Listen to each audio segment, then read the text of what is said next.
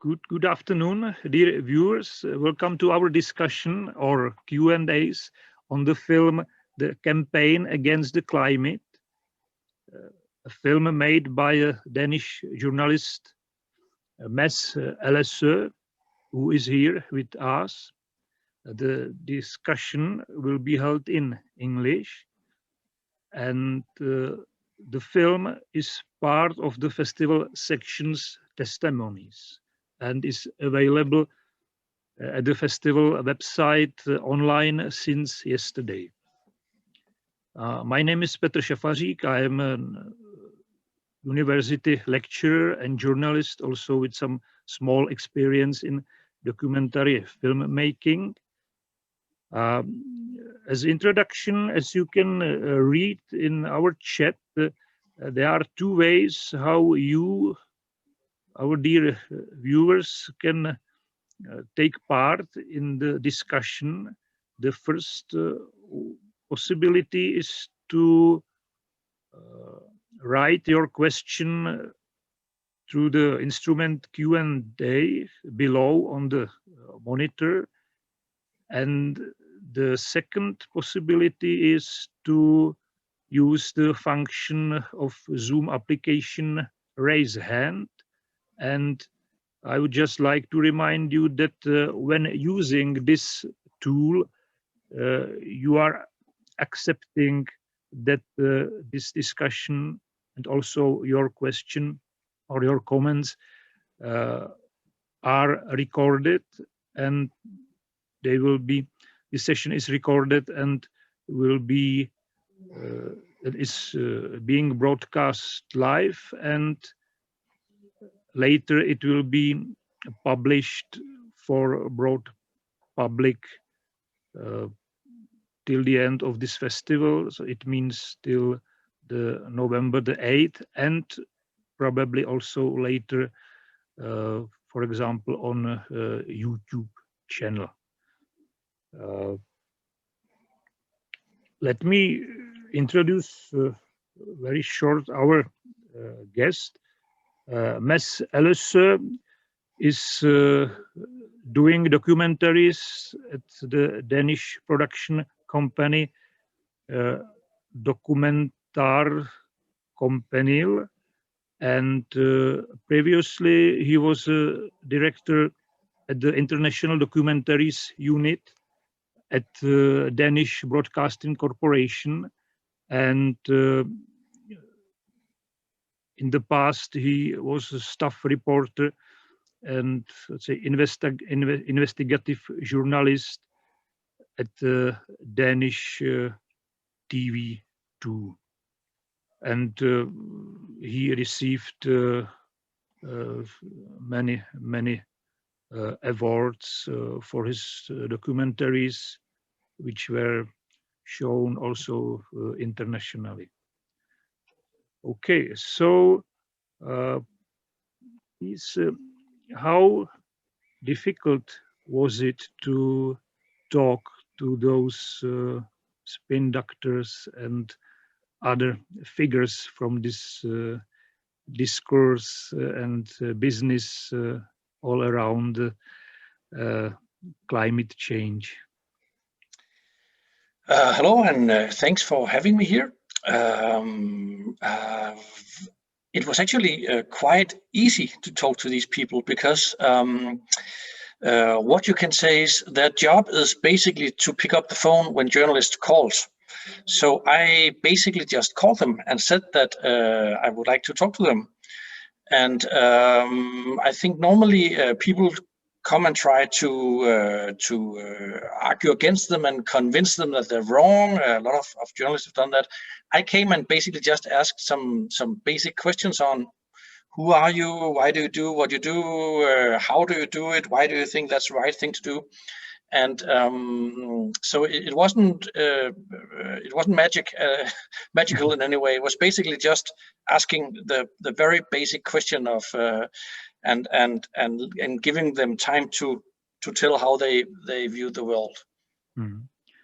Did they want to have some influence, let's say, on the final cut, or No. I mean, one can say in a way this was easy because these are actually these guys know how the media works and how the documentary works and how stuff works. So they didn't demand any final cut or anything. No.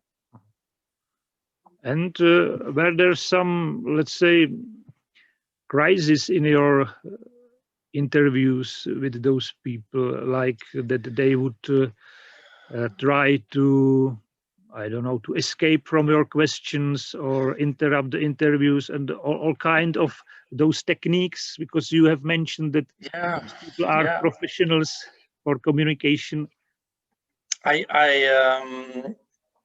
No, I mean, I was prepared for, I didn't know if somebody want to, cut off midwise and say, but I think that the fact that I just asked basic questions, one guy said that, oh, climate change was as political ideology was invented in Sweden. And so I said, okay, wow, that sounds interesting. Please tell me more about that. And then he, told me how he thought that climate change as political subject was invented because Sweden needed to raise taxes, was what he said.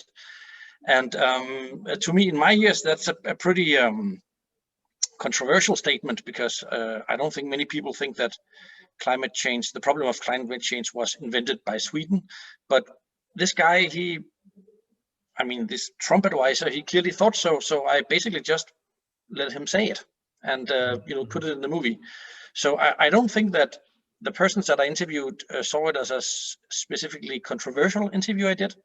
I just asked them questions, and instead of trying to all the time say, well, that's not true because this and this and this and this, then I just let them talk and let them explain how they were seeing the situation.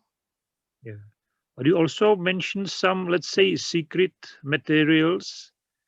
So did you confront them with some issues on those funding of universities and funding of TV pundits? The funny thing is that most of these people don't deny that they get funding from these sources. So it's well, they don't tell it, but when you when you put out the facts in front of them, they don't deny it. They admit, okay, well, we maybe get some funding, but that doesn't influence us at all. And then I just tried to put it out there for the audience to decide themselves, So it wasn't like, one could imagine that it would have been, a very intense and a hard situation. And I was also, preparing for an intense, hard interview. But I mean, I've done a lot of interviews before with people who, are very angry, and it wasn't at all kind of that. Okay. And what about the part of your preparation, this investigative work? Did you have some colleagues to do it, or how difficult it was? Unfortunately, the TV station where I worked, I had a very good colleague who would have loved to join it, but the TV station didn't want him to get involved with it. So I was alone with it. So I spent very much time, very many hours, night and day, to read a lot of documents on this. I basically tried to, get an overview of the climate debate within the last 30 years. That's a big, a lot of stuff have happened. So I tried to get an overview on that. But no, I basically did it myself. I had some very good colleagues who helped me, do the documentary, the editing and the filming, but the journalistic part was, I was on that myself. And what about some of your respondents? For example, there is some PhD student who deals with those payments between oil companies to US famous universities like Harvard. Could you say a few words on those people, or the women, the female scientists there? Yeah, no, they also mentioned they mentioned that they were attacked by, let's say, social media and on. So it looks quite scaring. I think a lot of these people who have been on the forefront of these issues have dealt with a very hateful and smear campaign where they have been tried to intimidate it on different ways. So I have a lot of respect for the people that have done this, because I think it must have been hard for them. Yeah. And did, for example, those two people, did they see your film, and or what were reactions by them or by other people? Actually, one of them should have been in Copenhagen for the world premiere, but then Corona happened, so he didn't come. But unfortunately, but he was. It should have been, had a premiere with the Danish Minister for Environment and everything on Danish the film festival Copenhagen Docs back in March, but it was cancelled. So unfortunately, he should have participated there, but he didn't. He couldn't make it up because the whole thing was cancelled. So yeah, but they've seen it, and I as far as I understand, they like the result, or they haven't told me anything was wrong with it. What about some reactions by the so-called bad guys who are present there in a quite big amount in your documentary?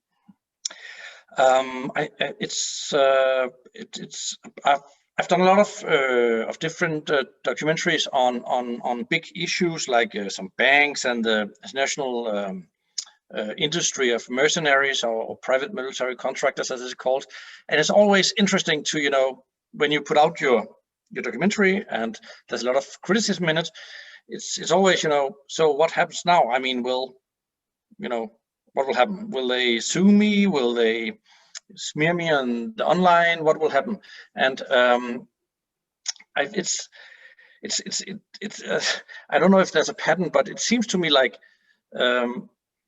the bigger organizations you approach and criticize, because as you know, I'm a journalist, so I do a lot of I've had a lot of lawyers involved in producing it, and so I'm try very much to not have any inaccuracies in the documentary. So I mean, I don't think they can come after me for factual errors. They can come after me for, I don't know, the music, and they don't feel that, I don't know, the balance of the movie or something. But it's very much fact-based, all of it. So I think that the bigger companies or structures you are criticizing, I think they make a very my guess, I don't know, but my guess is they make a very they think a lot about, will we get what will happen if we criticize him? Will we actually give it more attention, or will we just best to nothing and keep completely silent? And my experience is that actually the biggest structures that I have criticized, the more silence I meet afterwards. I mean, I'm always, curious and prepared and to see what's happening, but I haven't heard anything. Well, the previous documentaries, I could feel that, I don't know, but something popped up different places where it felt like there was a organized campaign against what we did, but it wasn't a direct attack. It was more like, in some other, it's not a documentary, but so I know, to answer your question, I haven't heard anything from this. It seems that it is really a part of this communication techniques of those spin doctors, but actually I can imagine that you, as a director of this film, I can understand that you did expect some reactions, and are you not sad or let's say, somehow disappointed by this big silence, or don't you think that your journalist colleague maybe could go further in some investigations, or do you have some reactions from journalists? What I would have wanted to is for them to participate. I mean, I would have loved to done an interview with somebody from ExxonMobil or something like that, but I mean, they didn't want to participate. They just, wrote non-answers where, they don't really answer what you're asking them. So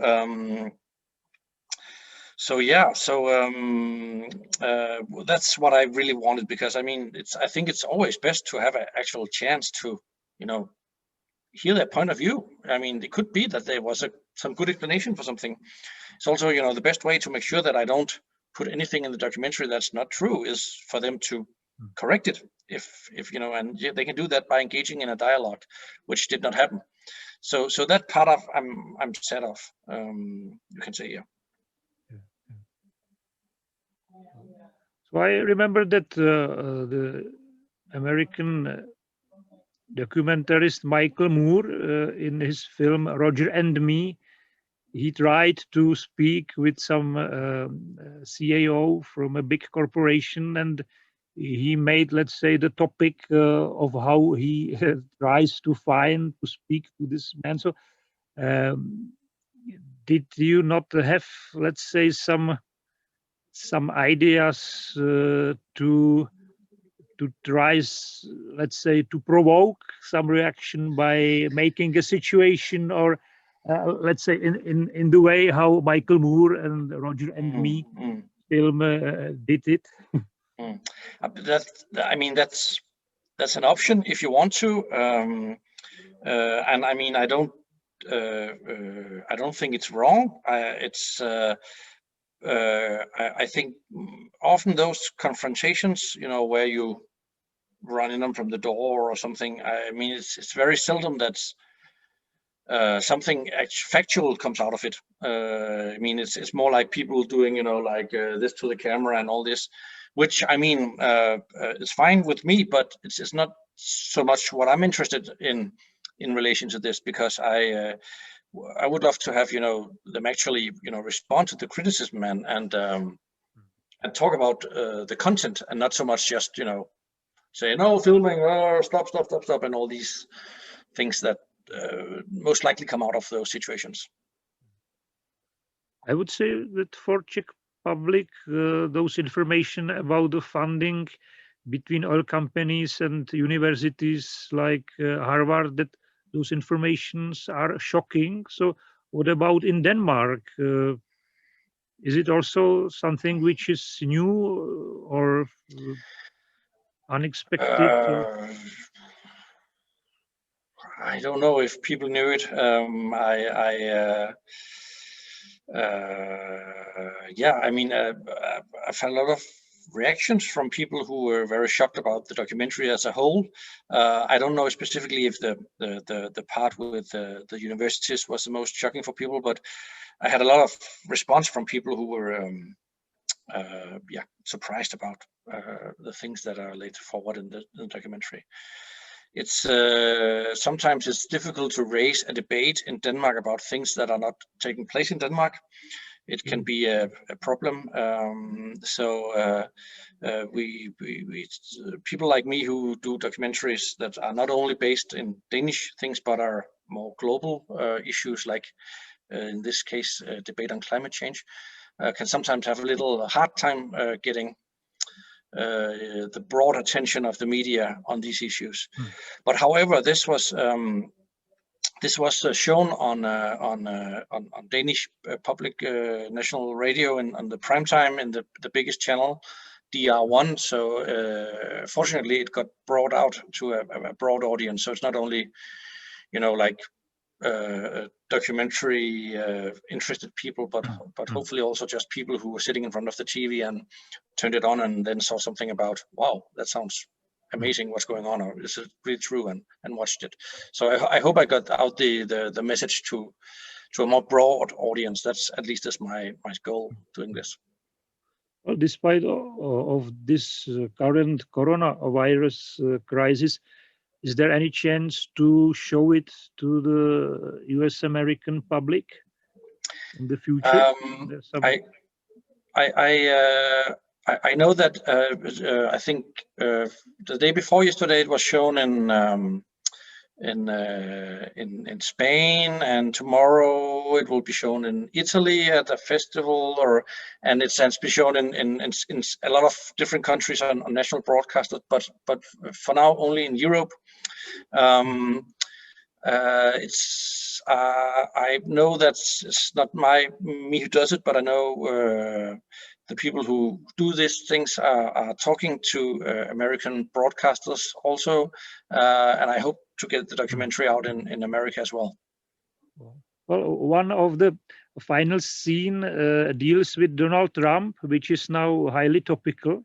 So maybe now is the right time to try to push it to US American public too. Yeah. Yeah.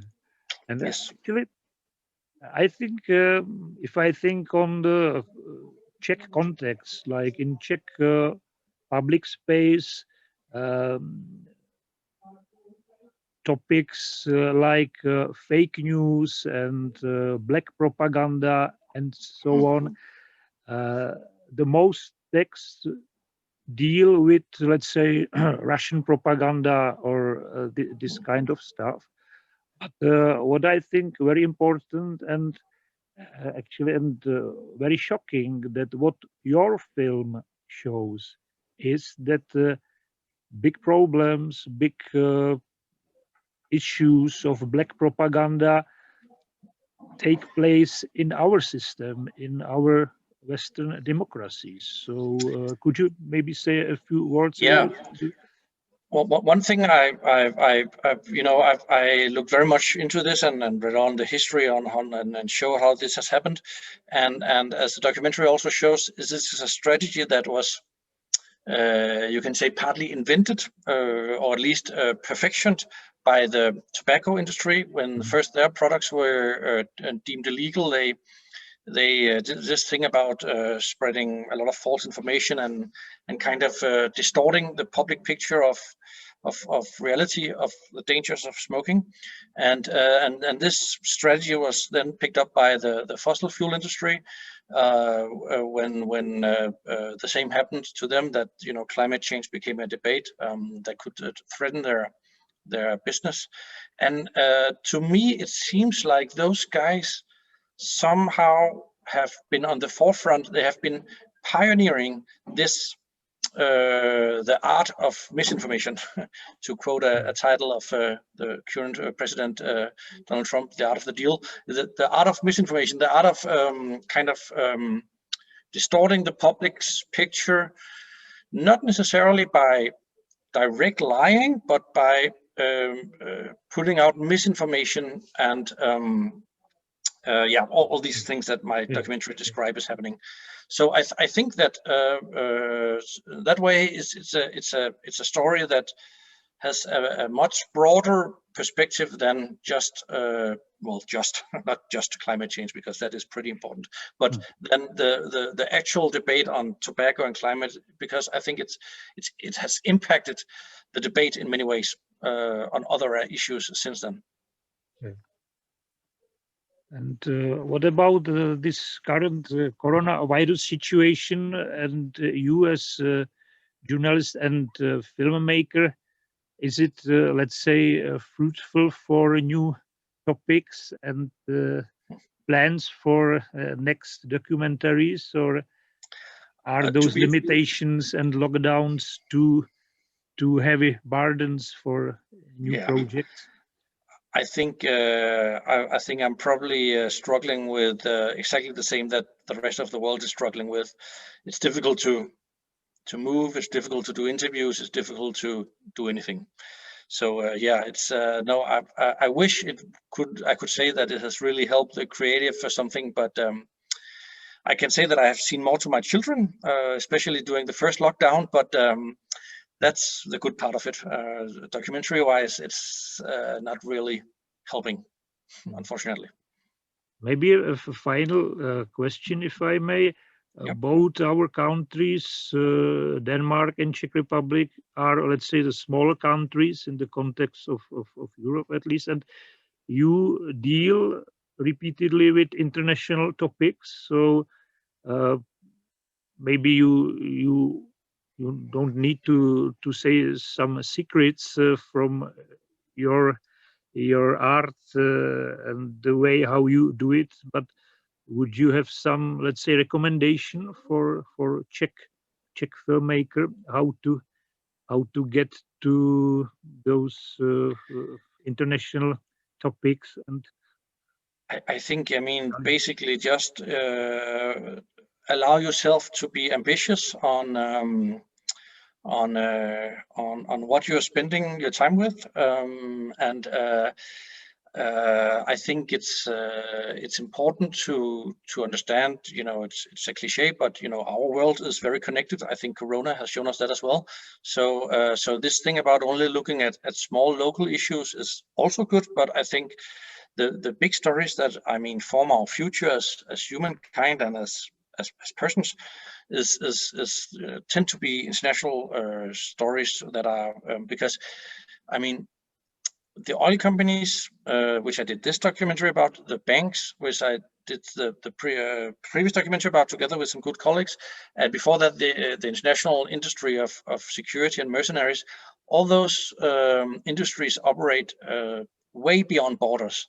So if we as documentary filmmakers or journalists only operates within our small border, then we don't, I mean, we've lost because they operate on a much bigger, a whole other game than we are playing. So I think, therefore, I think it's important to look above the borders of our countries. And I mean, it's difficult to find funding. It's difficult to all these things. So I mean, I don't blame people who don't, but I think we should strive to be as ambitious as possible, because that's how the world works today, very internationally.